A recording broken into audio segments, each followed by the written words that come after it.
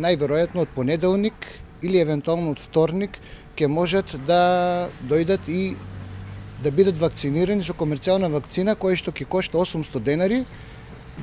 Количините се надокнадуваат на дневно ниво за овие што се бесплатни вакцини, а оние што се вакцини комерцијални, бројката е 600 вакцини.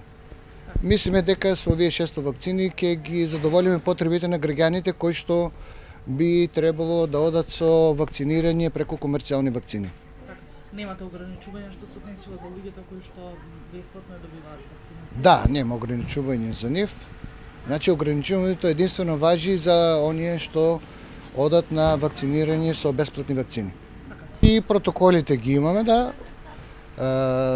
Вакцинирањето спрема протоколите, значи оние што не можат, што се болни у моментот на вакцина или што се во изолација евентуално од COVID-19, нема да бидат вакцинирани, меѓутоа ќе им стои редот кој ќе дојде можност да бидат вакцинирани.